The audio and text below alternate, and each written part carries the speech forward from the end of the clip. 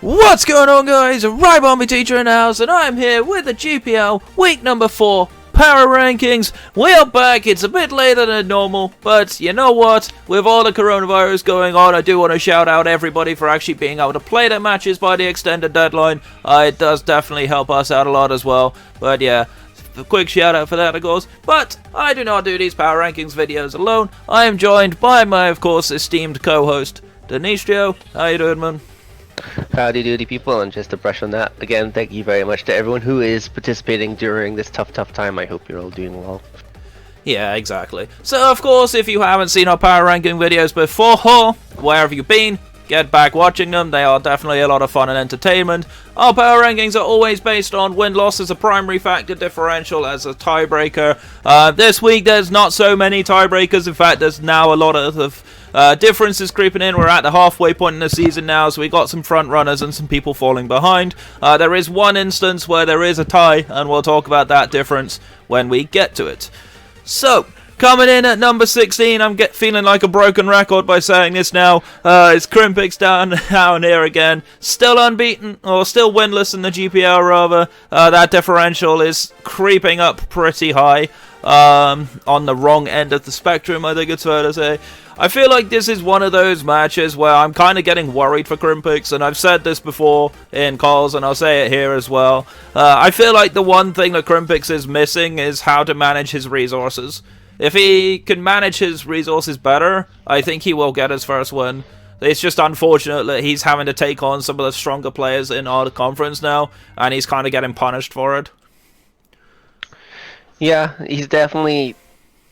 I mean, he's. It's like I mentioned it not so long back. He's been having some really solid starts, and he keeps showing glimpses of excellent plays like the Ironhead bring on the Dominican.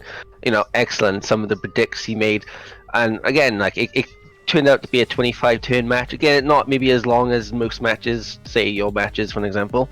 But he is showing improvement and improvement, but that improvement sort of like comes to a brick wall when up against the tougher opponents. Yeah, especially as Berger this week put in quite a lot of work, and Berger's been playing extremely well this season. I still think he has a chance of at least picking up at least one win this season. I mean, the starts, if he can just capitalize off those starts and start using his resources a little bit more smarter, keeping a focus and trying to keep his win cons alive, I think he's got a real strong chance of coming through. I believe in you, Krampus. Yeah, you're my boy. Come on. Yeah, we both believe here. I will point to his schedule, though. His schedule is a little bit tricky. He plays Cap Guy this week, who's been playing very well throughout the season. And then he has to play EXO, who's been somewhat galvanized this season. The EXO we know another's back. And then after that, he has to play me. So he's kind of got an unfortunate schedule. I think he might be looking at that week 8 head-to-head match for a definite good shot of a win. But I wouldn't be too surprised if he causes an upset in the next 3 matches. He might even upset me. You never quite know, right? But yeah, I do think it's in him. I think it's there. It's just that fine-tuning of those mechanics that will get him there now. Because now he's starting to use this team slightly better than how he started the season off. And he's starting to think ahead. He's starting to prep, and he's bringing moves that are going to work against his opponent. He's getting into that right mindset now. It's just that little extra push, I think. Yeah, exactly. All right. Coming in at number 15 then is going to be Nitro, also winless this season and really struggling. I feel like this was exactly what we all expected from this match. It's kind of sad in a way, but Nitro's draft is being exploited almost every single time. And he just doesn't seem to have a response that is going to be enough to push him over the line here. I feel like he's just going to slowly bleed out in almost every game he plays. It was definitely an interesting match. I mean, both players went into this at 0-3. My apologies. So it was really up in the air. I couldn't predict a winner from when the match started, and for the first couple of turns it was pretty promising with the center Scorch plays. As soon as Sylveon brought in that Flapple, however, there was an instance where I feel like if the Flapple on Nitro's side had hit Sucker Punch, that it could have knocked out the G-Max. However, he gambled on the speed tie and lost, and inevitably that Flapple just swept his team. Definitely struggling but definitely also showing that he's not exactly as incompetent. He's definitely shown he's got quite a bit of experience. I just think he's not having a very good season, and I can relate, honestly. So. Yeah, I feel like he was more let down by his draft than his actual play. I think I'd like Krampus, who's got a good draft but not quite piloting as well. I feel like Nitro with a better team would be getting much better results here. That's the unfortunate situation we're in with Nitro. So they're both in similar positions but for different reasons. Coming in at number 14 is gonna be you. What a surprise. I don't want to talk about it. Let's just move on. Yeah. Number 13, please. Let's go. In fairness, I will briefly talk about it, but not too hard. I don't think it's too much of a surprise to me in this point. I think by your own admission, I know you said this on my stream, and I know you've said this in other places too, it just hasn't gone your way at all. Like, this season's kind of not really a write-off, but it's just like you're making mistakes that you know you're making them. And this is where I think for you as a player, obviously this season's not happening, but it doesn't mean you won't come back stronger later on in another season or whatever. It's not literally a reflection on you as a player and individually. You're not this bad by any means. But yeah, I think it's just a rough season that's just not going at all your way. Honestly, I don't even sure what to say. All I know is losing so many games and playing like absolute shite is definitely disheartening at this point. But at this point, I got nothing to lose, and so these next couple of matches, I'm going to go pretty hard. I'm not going to seek help from anyone. I'm just going to put my head down and see where I can come up with some fire sets where I'm good at usually, or I should be good at. I mean, I'm not going to say that it's all been misfortune on my end, but there's definitely been some cases like where I could have been a bit more luckier, but the biggest issue is my general play, and it's just not been up to par compared to other people. So, and we all have these seasons, right? We've all gone through it, right? I've gone through it myself. I know you're going through it now. Other players have also had these seasons, so it's not unusual, right? We all have that one bogey season that we just don't play well, and in this one, I guess this one's yours. But yeah, it's just an unfortunate one. But I'm not gonna be too concerned. I am looking forward to seeing how the next few matches go, where the shackles are off, really. You kind of don't have as much to play for. You can still mathematically make playoffs, but it is incredibly difficult at this point. So it's just a case of have fun with what you've got left. You say that, but I did manage to pull my weight and pull myself back into playoffs last season, so That's I'm not true. aiming for it per se, but I do just want to get some wins on the board and just at least end on a good note. I started on a bad note and I've continued this bad streak, and at this point I just want to win on a few wins. That's my goal at this point. Just end in a good note and then start again next season. That's my goal. Yeah, exactly. Alright, so coming in at number 13 and is going to be Sylvie. Now this is where the tie happens because the next person has the exact same win-loss and differential. Sylvie is down here by virtue of the fact that his kind of losses were effectively worse. His pretty much his only win was against a weaker opponent. He did actually make that win this week against Nitro. Not too surprised to see it. I felt like Sylvie's team in general had a solid enough matchup. It was just a question of can we trust Sylvie to pilot it correctly, and in this instance, yes we could, right? Because Nitro made a few key misplays. We mentioned the Flapple play, that was a key error, but at the same time, Sylvie put the work in and he actually managed to get himself a position to win the game, which is something he hasn't been able to do in his previous matches.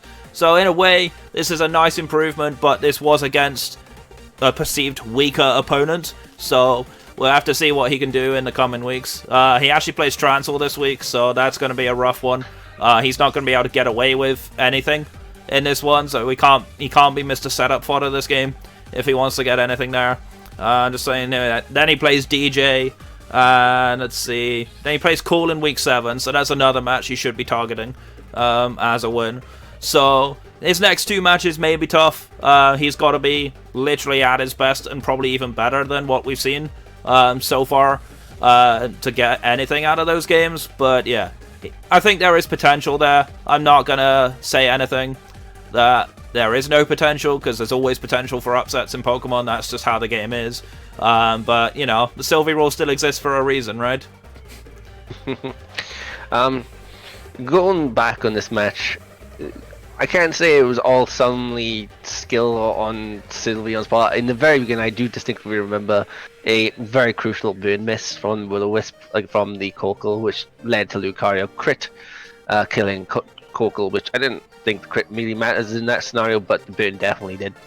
I'm also not sure if Nitro realizes Lanoon got an extreme speed. Maybe it's just a little bit lack of prep on that end, but like I said earlier, I think Nitro is definitely a good battler, and he's going to come through, but this is about Sylveon. Sylveon, are you going to win any more matches? I'd like to see it. You are ahead of me right now, which means technically you're doing better than me, so my money is on Sylveon to win the league. That's my 4 cents. This is his comeback. He's got that anime power on his side. This is comeback, dude. Well, wishful thinking. I'm sure we can see it. Alright, but either way then, let's go on to number 12 then. The tiebreaker was EXO, of course. EXO taking a very big win this week over Tyler. I will be honest, I felt like he had this win handed to him on a silver platter, but at the same time, I really like what EXO brought. I thought this was one of those teams where, when you look at it on paper, I don't think I could have predicted the 6 that EXO was bringing. But at the same time, I really liked the Sock. I thought his use of it was great. His use of the Xatu was very, very solid, especially in the early game when Tyler played into it perfectly cleanly. I felt like there were a lot of really good, smart, and sensible decisions from EXO that just led to him carrying the game. Like, I felt like he led the way from turn 1, and he never really looked back. And this was the EXO that we know from last season. This was the EXO we've missed in the early stages of this season. So I'm glad he's back, and I hope he continues to turn up in these kind of matches. Yeah, it was quite a solid game. I mean, he kind of shut Tyler down, and Tyler didn't even have a chance to react in regards to EXO's play after play after play. The Sock definitely... Jesus, that Sock brain worked, dude. Getting out at least Quagsire, Snorlax, and Stunfisk, but at least 2 really big threats there. I mean, you could tell EXO was a little bit more focused in this game. I feel like he definitely came out and he was like, after his last game, with something to prove. I still think last week should have been EXO's week, but I guess we'll take this week instead, and the next couple of weeks looking pretty promising for EXO, I think. Yeah, I'd say it's a good chance. He plays Nico this week, who's kind of in a slight inconsistent form, but a really interesting one. Then he plays Krampus, so he should be looking to win that one. And then his last match is against Cap, guys. So that one's going to be a very interesting match. So his matches are really interesting coming forward. If this momentum continues in EXO's favor, I'm really looking at that Week 7 match as a titanic one. So playoffs is still realistic. Not going to say that it's not. I feel like his matches are winnable for him. If he plays as well as he did last week, then I would not be at all surprised to see him in playoffs. But he's got to get there. He's got to continue this form. I did back him this week. I know Transyl also did. So it's going to be an interesting one. I'm looking forward to seeing what's to come from EXO. Yeah. Alright, coming in at number 11, continuing his landslide down the power rankings, is Cool, of course. Another massive loss. I feel like it's not a surprise, let's be honest here. I feel like this is the point where we finally see Cool being completely outclassed. He's playing the top guys in the division, and he's been found wanting every time. He has brought some different stuff, though. We are finally starting to see some minor adjustments to his team. I know Shine Sprite's been helping him a little bit with his battles, but honestly, I feel like this is one of those where I watched his game live, and I was baffled by how he could make such weird decision-making moves in the amount of time he was taking to make his moves. So it's surprising me. I feel like this is a mechanical issue as well as a team building issue that is really being punished by the tougher players in this league.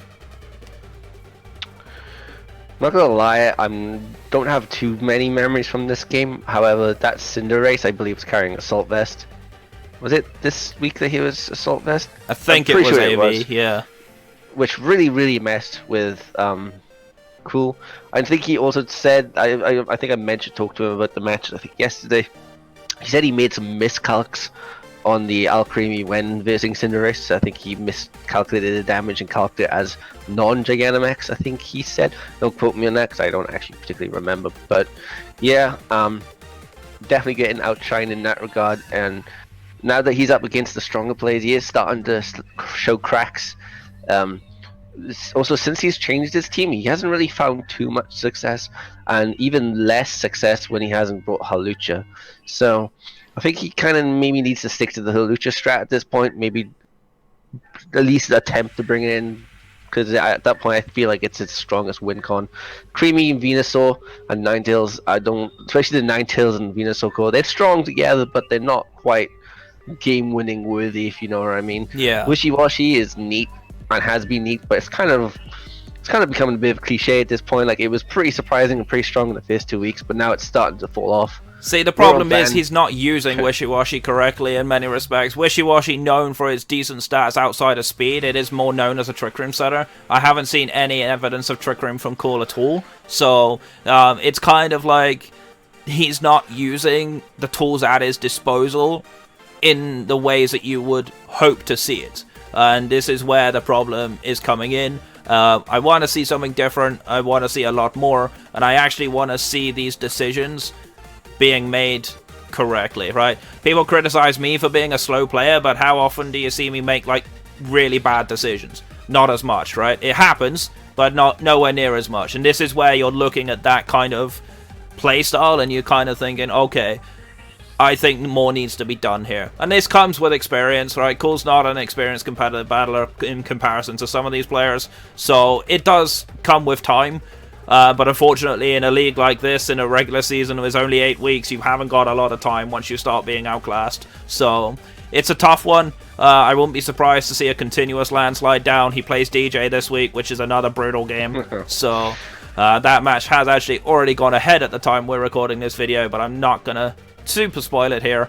But yeah, it's kind of an unfortunate showing. If anything, it's going to prove to be a good experience for Cool, and hopefully he does find a way to improve, and maybe he'll come back next season. Who knows? Who knows? Alright, coming in at number 10 then is going to be Tyler. Now, I'm going to be honest here, I watched his battle video here, and I know Dinistrio watched it just before we watched the match. And I'm not going to lie, I'm going to be honest here, I didn't like a lot of what was said. The reality is, like, you misplayed the game from turn 1. Like, you even knew the Xatu had Magic Bounce, but you still played into it. You knew there was a ground type on Exo's team in the Runerigas, and you still played into it. I felt like from minute 1, he just did not play this game at all. It's almost like somebody else was playing. Not understanding how Pain Split works, that's a mechanical issue that, honestly, if you're putting Pain Split on a set, you should know how it works. It does not work on percentage HP, it works on the actual HP stat, so that's something to bear in mind. I feel like there's a lot of excuses coming out from Tyler after misplay. He did miscalc on the Photon Geyser on the G-Max Snorlax, didn't calc the G-Max variant, various things like that, and I just feel like he was a ticking time bomb of tilt from minute 1 till the end of the game. Now, I'm not going to lie, I'm someone who's kind of hard on excuses, so I'm going to be nice about it here. I'm not going to be as harsh as I was going to be, but at the same time, I don't buy it, right? I don't buy excuses. If you lose a game because you didn't play well, you've just got to hold your hands up and say, you know what, I got this wrong, I need to improve for next game. And this is what a lot of the top players in the league who have lost matches, they've all done that exact same thing. Now, Tyler's saving grace here is the fact that he is very young. He hasn't got that same mentality that a lot of us old men have got at this point. But at the same time, the excuses is not what I want to see. Yeah, I don't really want to brush up on it too much, honestly. But, you know, dude, you're going to lose. You can't expect to win every single match. Don't count yourself out just you've got a couple of losses. I mean, there's a few people in this league like Krampus, Nitro, myself, Sylveon. We're all 3-1 or 0-4, and you know we're just getting on with it. I mean, don't take it personally. Like, if you lose a match, like, the league's not out to get you. No player's out to get you. It's gonna happen. I'm not gonna say get used to it, because I think you are a good battler, and you've just had a few misfortunate weeks. But just bounce back from it. I think you can do it. Just chill and relax, okay? Tyler, you got this. Exactly. It's definitely in there. I know it's in there because I've seen him play the ADL and he gets to playoffs when only losing 1 game, right? I've seen him be mechanically good enough to do it, but I just don't want to see the excuses when we fall behind. That's a no-go for me.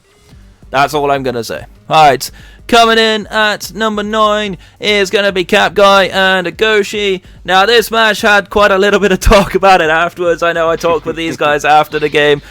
This could have been a bigger loss for them, in all honesty, but I feel like this game had quite a lot of critical moments that really decided it. A lot of people will point to the crit burn on the Claydol. That actually didn't have as much impact as you might have thought. My Scold from the Jellicent actually was a 2-hit KO on the Claydol, so the Scold crit didn't actually matter. The burn didn't really matter either, but also at the same time, it was in range to not take a Grass Knot from the Zeraora set that I brought, so it was one of those situations where I felt like, yes, it was one impactful moment, but it wasn't critical. I think for me, the critical moment was allowing my Orbeetle to get set up, and then sacking off his defensive core with the Escavalier, which was fully defensive, which caught me off guard. I was expecting to see a more offensive variant, and then sacking off the Umbreon because it wasn't speed crept to outspeed Orbeetle. These were kind of the misplays that meant that his pivoting options kind of became a lot less. And then he was left with a lot of Pokemon that were really weak to Zeraora in the late game. Claydol and Blastoise don't take Grass Knots. Blastoise doesn't take a Thunderbolt either, neither does the Charizard.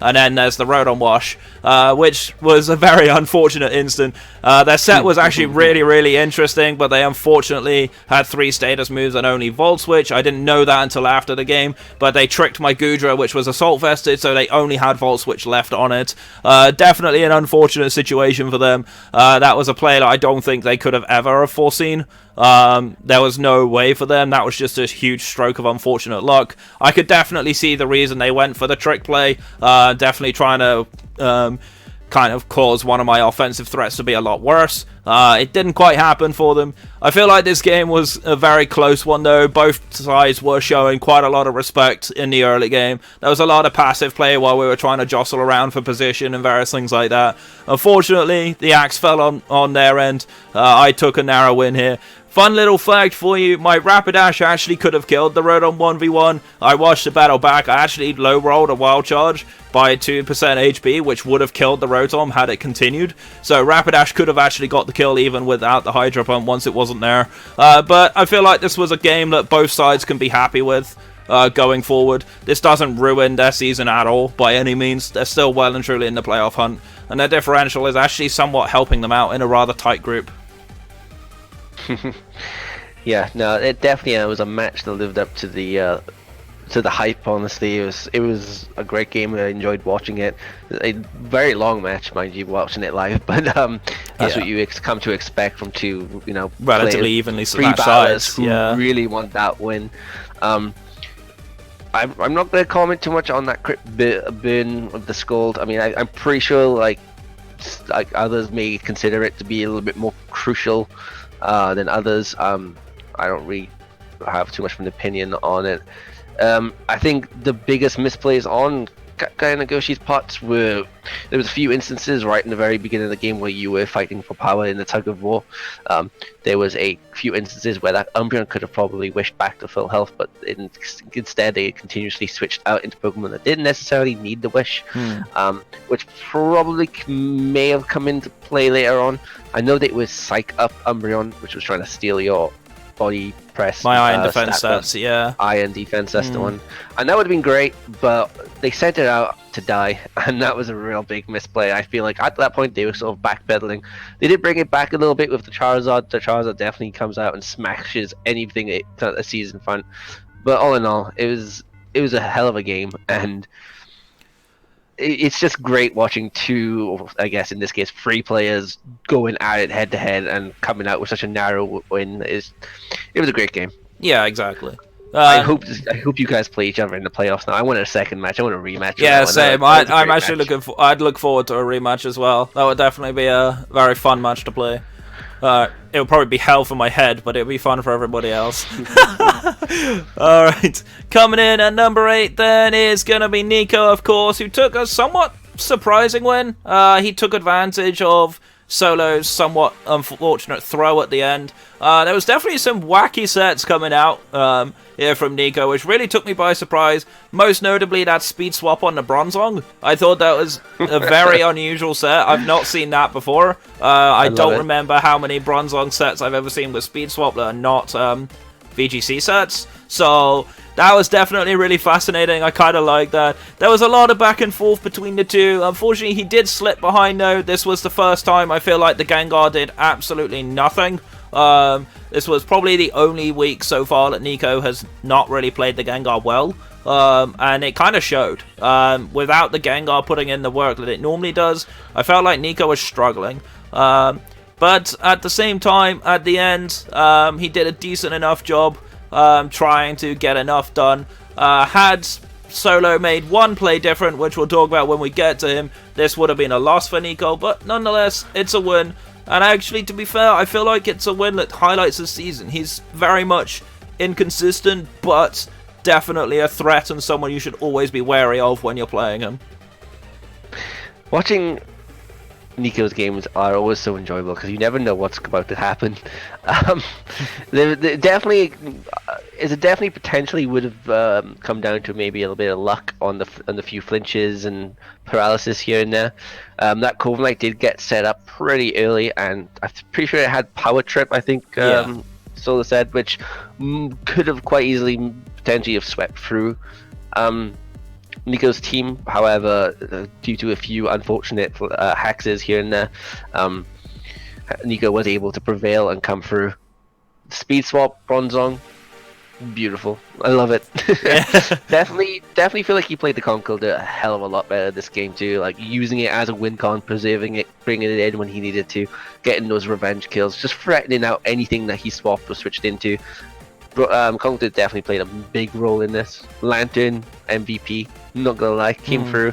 Definitely. Dracovish Killer and Stopper.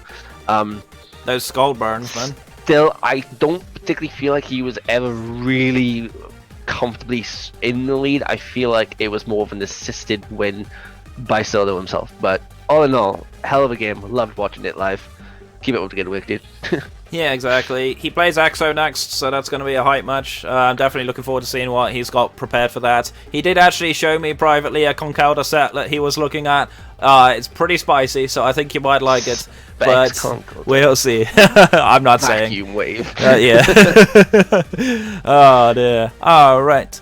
Let's go then into number 7. I feel somewhat sad to see Professor down here, but at the same time, I feel like it's probably about fair. At the point where we're going at, this was another one of these matches that was super close for a while. There was a lot of Titanic matches. The early crit on the Hitmonchan definitely put Professor a little bit on the back foot. Wasn't completely game-changing, but it was definitely putting him on the back foot.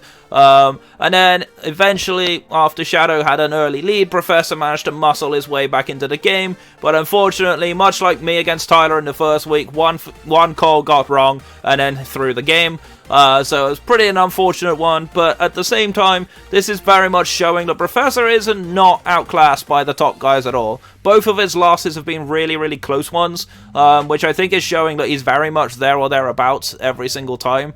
So he's always a threat, always a consistent player. His prep was definitely good. I thought there was a lot of interest there. So yeah, I'm always looking forward to Professor's matches. I'm definitely looking forward to this one.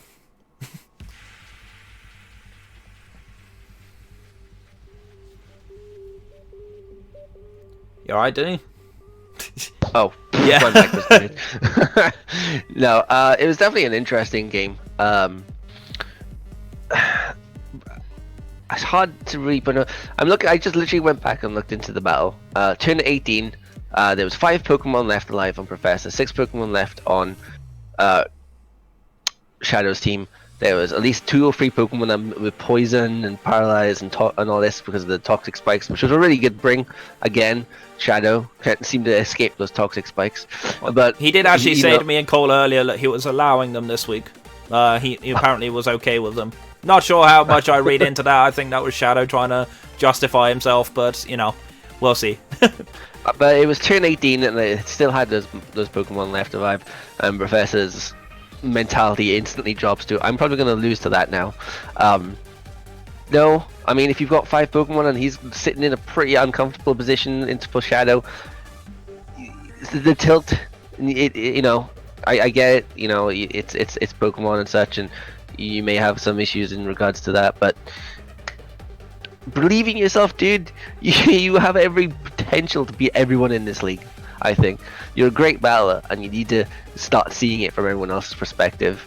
Yeah, I think it's something where internally, I know this was me early on in previous seasons that I've played, where I used to say the exact same thing. It's like, oh, well, I needed that for that. Now, instead, what my thought process has changed to, okay, well, how do I still win this game? And I think that's where we start to need looking at. It's more like a positive mindset, and just like not injecting yourself with self-doubt. Because the ability is there. We know it's there. We've seen it before, right? It's not a case of that both Transyl and Shadow are better players. I wouldn't go as far as to say they are. I think, yes, record would say they are better players at this point, but at the same time, I don't feel like you're below them. I feel like you're matching them, but it's mentality that's making you fall behind. I've always been told, right, if you tell somebody something enough, that eventually they'll stop believing it. So in every single one of these videos, I'm going to keep saying, Professor, you were good. Chill out. Okay? Exactly. You got this. It's there. We know it's there. That's why we say it. We wouldn't be saying it if we didn't think it was true, alright? Also, Caprage is staying an A. Yeah. Sorry about that. Oh, he's gonna hate us for that. Alright, moving swiftly on. Right, coming in at number 6 then is gonna be Mr. Throw. In other words, Solo. I definitely feel like this, honestly, could have gone very different. I know I was talking about this with Transyl before. I actually felt like he threw the game earlier when he switched out from Dracovish instead of click Psychic Fangs again. But having looked at it again, the Psychic Fangs did not actually really do as much to Lantern as I thought it would. So I definitely can support the double switch in. However, the Baton Pass was into the wrong Pokemon. Pangoro was much less useful at that point in the game. It should have gone into the Pangoro, because even if it was burned, the damage output that Pangoro did was enough to put Lantern in an uncomfortable position. Might have even forced the Conkeldurr out, which got chip damage on that. The Conkeldurr was low health at the time as well, so the damage would have been meaningful. But yeah, ultimately, that one misplay through the game. He choked by his own admission. He even said it in the chat while the game was going live. Well, I just choked again. So it's definitely somewhat uncharacteristic to me. I feel like this was not the Solo that I'd expected. I felt like the Solo that I normally see when he just gets ahead and never looks back. I kind of want to see that back.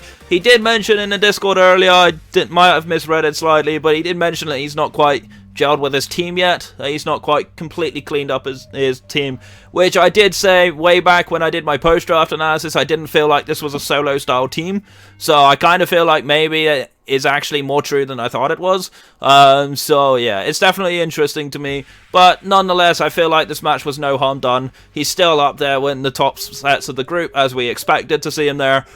He's definitely got the potential to just win the last few games. I wouldn't be too surprised if he goes 4-0 in the last half of the season, although I hope he doesn't, because he plays me in week 6. Yeah, no, he's definitely a great battler. He's had a few mishaps in a few matches where obviously he's made a play which hasn't gone completely U-turned in his favor. The play I'm not really understanding is the baton pass into Dracovish, which immediately got burnt. Yeah, that's what we're saying here. Should have gone to Pangoro there instead. Yeah. I mean, even then, like, maybe I'm not sure how much Psychic Fangs would do from a Dracovish, but even then, just maybe staying in on the dub wall and maybe just going straight up for the attack. So when Transyl and I looked at it earlier, we calced it. It would not have two-shot the Lantern from where it was at, so it could have risked a Skull Burn or a Discharge Paralysis. And if the Dracovish did get paralyzed, I don't think it outspeeds Conkeldurr anymore. So I feel like that could have been what dissuaded him from continuing that. How much damage would it have done to the Lantern? I think Transyl said it was about 33-ish%. Which if he'd sacked the sheep and then had Dracovish come in, he could have just spammed Psychic Fangs, perhaps. But the Lantern would still have been at higher health because it was leftovers, so it would have recovered enough, so it would have been out of range for Psychic Fangs. It's hard to say, really. Like, this is the problem when you try and like think about Pokemon, like what could have been played differently, because there's just so many different sort of like scenarios and situations that something can be in. But and hindsight's 20/20 and all that. We can always see, oh, that should have happened afterwards, but like in the heat of the moment, you're never gonna see it. Like exactly. We've all been there. But all in all, it was a good battle. Definitely feel like I definitely thought Solo was going to take it very early on with the Clover Knight, but nope, the match continued and Nika just pulled out just ahead, just slightly. So I'm guessing Solo's going to be looking for his next big win now this week. Plays Tyler this week, so it's going to be 6-0. And then he's going to lose, and he's going to 6-0, and he's going to lose. That seems the trend so far. Okay. Well, in that case, Solo, if you want to keep the trend going, I would greatly appreciate it, because that means you win this week and lose to me next week. So I'll quite happily have that. Thank you very much. Break the trend. Break the trend. And if anyone is interested in hosting Power Rankings with me in the future, let me know. No, I'm joking. Alright, moving on. Coming in at number 5 then is going to be Shadow. Did take a key win for me over Professor. The Shadow we know from previous seasons is back. God damn it. Boo. God damn it, why are you here? No, I'm just kidding, right? But yeah, obviously, of course, Shadow, pretty scrappy game, but as you would kind of expect, it was a close one between two very good players, so you would never quite know where it's going to go. I felt like he played very well for the most part of the game, did kind of let Professor back in a little bit, did kind of play a little bit too passive. The Keldeo setup, though, was brutal. That was definitely very clever. I thought it was good. And he did punish the one mistake the Professor couldn't afford to make, and then came through to win the game. Not too surprised to see it. It kind of feels like Shadow as usual, in my opinion. But yeah, that's pretty much where we go. And he's got a relatively comfortable match this week, which is kind of annoying for me. But yeah. Yeah, no, Shadow definitely back on form. Playing smart, playing safe, and then capitalizing on mistakes. Definitely don't think he should have left those toxic spikes up for as long as he did. There was like at least, before I can remember, 2 or 3 different opportunities where he could have gone into the Flygon and hit Defog. However, it took him a while, and by that point, at least half of his team was poisoned. Definitely think that could have been played a lot better. I mean, there was a pretty scrappy on both ends. Both players were sweating towards the end, I can tell. But all in all, I think Shadow's sort of like steady, sort of like countered like gameplay, and then really trumped Professor's more sort of like level-headed, sort of like balanced gameplay. I think this match was really down to a battle of sort of like battle styles, and I think Shadow slightly being a bit more aggressive than Professor being a bit more passive. Definitely where it came to show, especially with that Keldeo, a lot more setup, a lot more stuff going on Shadow's side, whereas Professor's more leaning on those Copperages, those Trick Rooms, those Aurora Veils. So, you know, pretty solid match all in all though, and obviously Shadow showing why he wants to be in the playoffs with this match. He definitely a match that he really wanted to win. He came out and won, and I think he's going to be going on for better things in the future as well. Yep. Alright then, so coming in at number 4 is actually me, head-on differential. Again, could have been a higher differential, we talked about it with Cap Guy already. I feel like this one, honestly, was a good showing for how I can bring different stuff. You don't see the same sort of things. I brought some unusual stuff this week with Whimsicott having no attacking moves. Definitely very unusual. Definitely not one you should try at home, to be fair. But yeah, definitely interesting. It did create a lot of neutralizing matchups, which you perhaps wouldn't normally see. And then alongside that, you know, the special Zeraora coming out, definitely something different.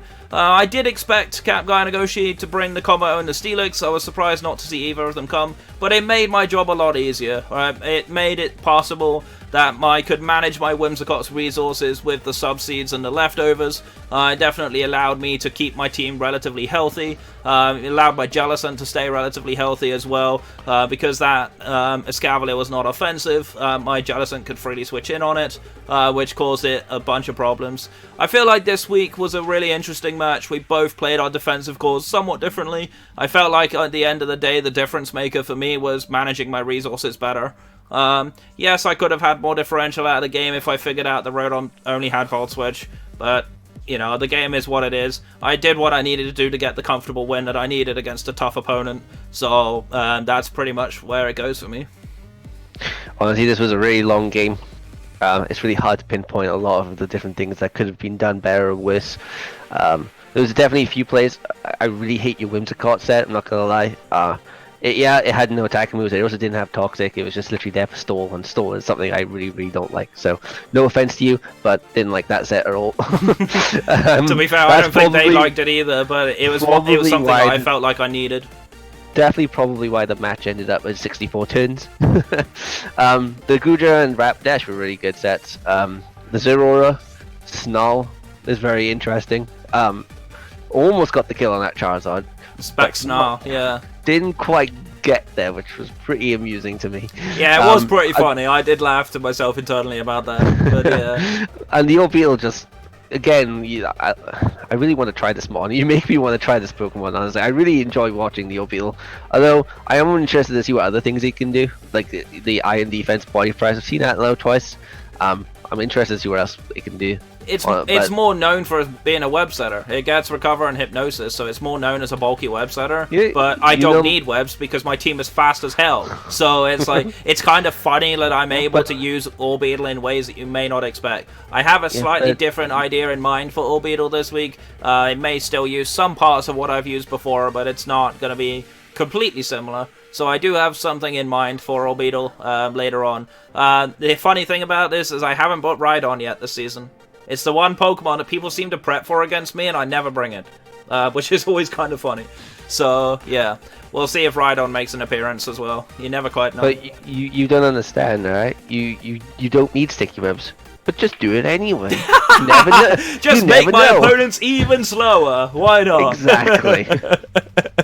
Yeah, we'll see. We'll see. Orbeetle definitely is putting worth me. It actually did somewhat a decent job against the Charizard, considering I max guarded, wasted one of his turns. I almost got the double, which would have been nice. If I got the double max guard, that Charizard would have done next to nothing that entire game, because my Rapidash was actually scarfed, so it would have outsped the Zard at +1 anyway. So yeah, it was definitely an awkward situation for them, but yeah, the beauty of a 50-50. I felt like I had to go for it just to see what happens, but even at that point I was comfortably in control regardless, so it was pretty much me who decided to win, and what differential I got. But yeah, I'm happy. I play Berger this week, which is going to be a very hype matchup. I was saying this to Shadow actually before, that eventually that a win streak's gonna die, right? Berger's on a 4-win streak right now. I'm on a 3-win streak, but he's never actually beaten me in a draft league match, so it's got a lot of hype built around it. So I'm really looking forward to that match. I think it's gonna be a very fun one to play, and I'm definitely looking forward to playing it. So coming in at number 3 then is gonna be DJ.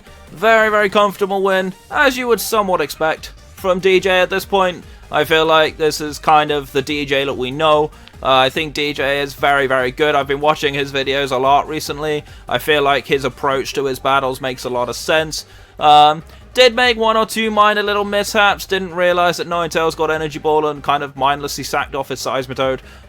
But yeah, these kind of mistakes happen. But the one thing I've noticed a lot with DJ is his mistakes are not really being as heavily capitalized on because he's not allowing it. He's generally playing very sensible. He played around Cool's own son very well. He didn't need to rely on Sun himself. Spoiling next week. Shh, don't say it. But yeah. Either way, of course, that's basically where we're going with this. This is a DJ that we know. So yeah, I'll spoil next week for a little bit just for you guys. He actually 4-0s this match. But yeah, we're not surprised. It's too late now. Too late anyway. But yeah. You fought me this week. You fucking wrecked me. I got Laurel and Primarina, and I brought Virizion for the first time. Done.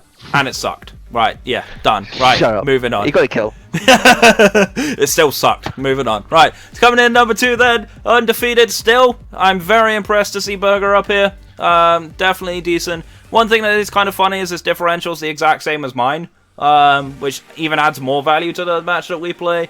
But yeah, I've been very impressed with the way Berger plays his matches. I think he goes about his job very sensibly. Yes, it was Krimpix, and you know, some people would argue that this was a relatively free match. I personally don't. I feel like Krimpix's matchup was a little awkward. I felt like Berger had a lot of work to do, but I could definitely see his prep really putting in work. I watched his video as well. I thought his match was very well played. He definitely was in a good mindset the way he played the game. He thought about the game very smart. His decision making was very much on point for me. I think this was a good example of what we can expect from Berger at this point in the season. I know he's definitely caught your attention now. yeah, no, definitely. He definitely set out to make me notice, and now Senpai is definitely noticing Berger.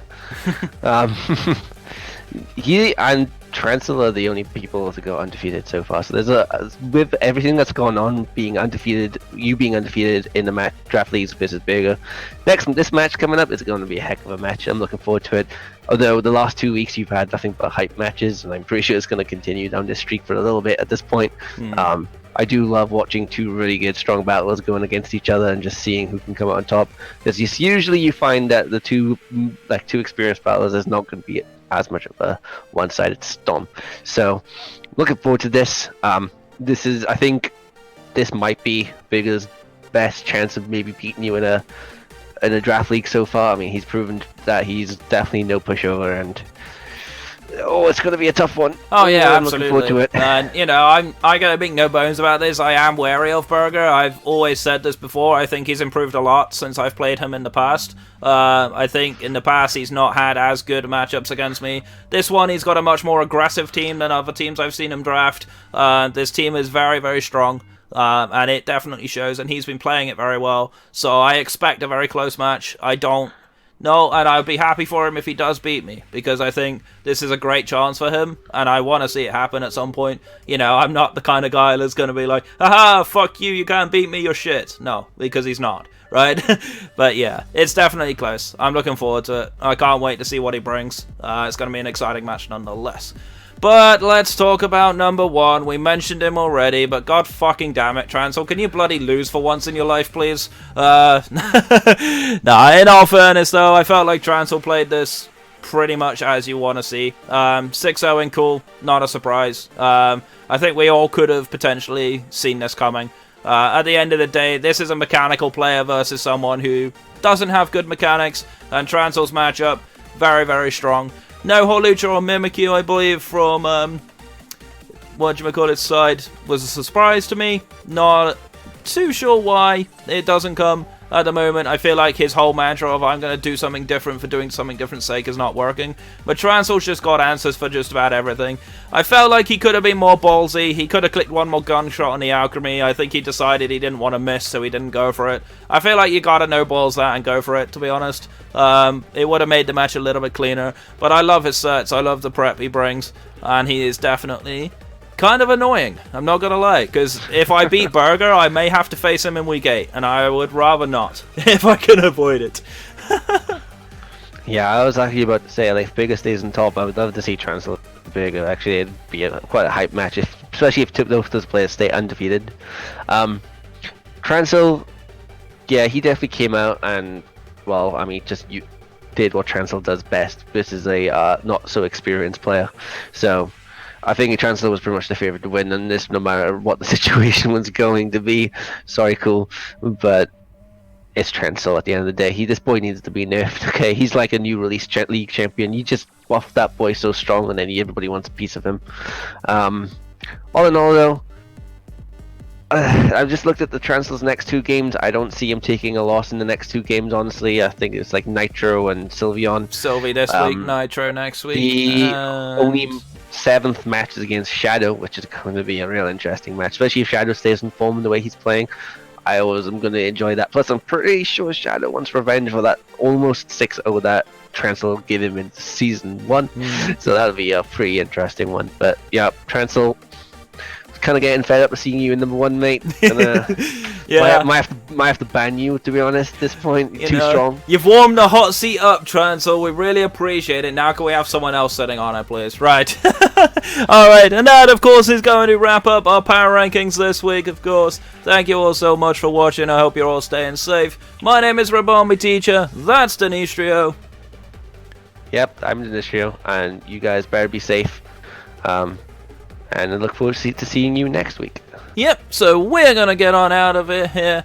Thank you so much for watching. Stay safe, stay awesome, and we'll see you guys next time. Take care.